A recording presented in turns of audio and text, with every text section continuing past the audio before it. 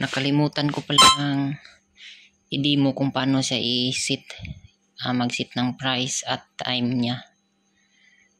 So, wait lang ha. So, ulitin ko. Gamit muna tayo ng stick. Itong linya na dito is negative. Itong mga pin out na to. Dito, positive. Yan. Tapos, dito naman, itong linya na to, ito, sa LCD to. Tapos, ito, yan. Yan, sila yan. Positive yan ng linya sa LED light natin dito. Ito, negative, positive sa LED light.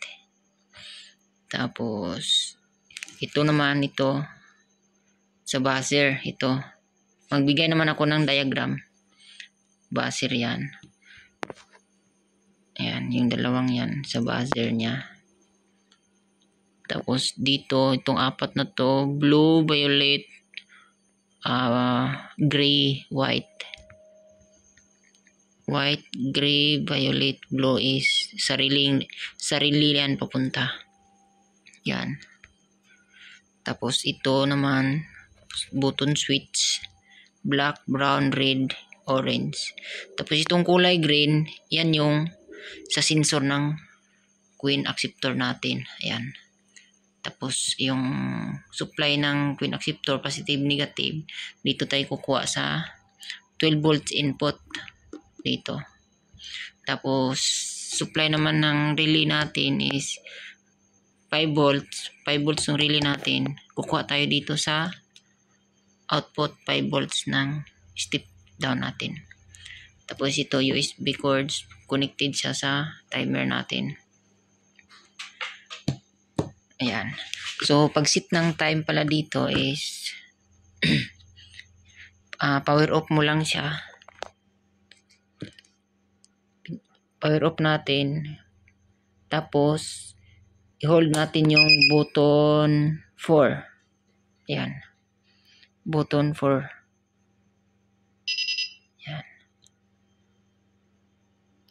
So hihingi siya ng password.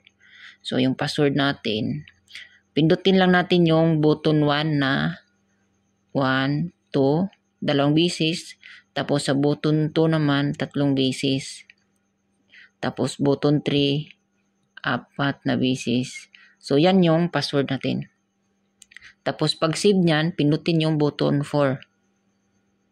Button 4. Ayan, passcode match. So, papasok na tayo doon sa pag-set ng time. So, ayan, kung makikita mo, may B, button 1, credit. So, it means, yung presyo yan, yung credit, price yan ng product mo. 10 piso yung nilagay ko. Tapos, yung time niya, 42 seconds. So, pag add naman ng time, button 2 at 3 lang siya. So, kung makikita mo yung arrow, yan, may arrow siya. Pinutin mo lang yung button 1 at saka button 4. Yan, para tatakbo yung arrow na yan. Yan. So, akit natin, yan.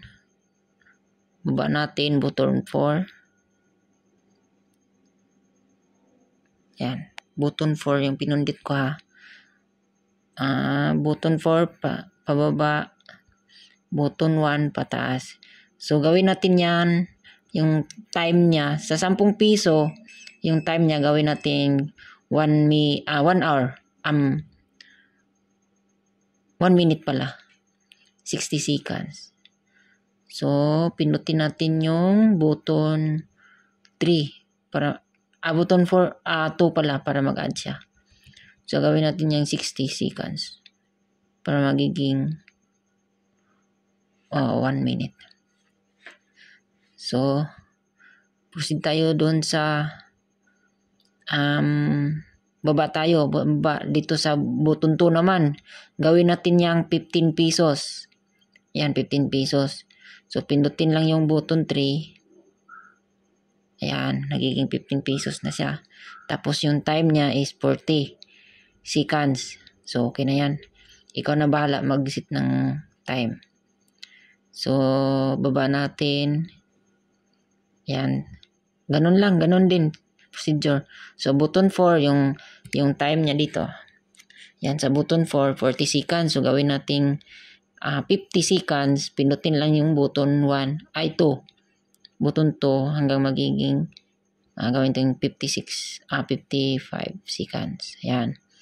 Tapos, akyat natin sa taas yung arrow. Gawin natin 25 yan. Bali, 25 yung precision niya.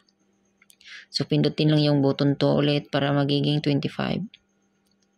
So, ayan. Pag save natin dyan, hanapin lang natin yung exit na nakasulat exit. So, pindutin lang natin yung 1 or button 4, depende. Para kung nandito yung arrow, mas maganda, pindutin na lang natin yung button 4 para mabilis natin makita yung exit. Ayan.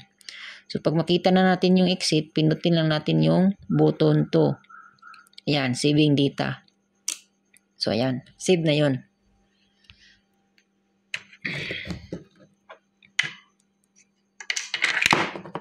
So, hindi yan iilaw kasi yung pinakamura nating na-input na price doon is 10 pesos na. Ayan, umilaw siya. So, it means, pag iilaw siya, sapat na yung credited amount dito.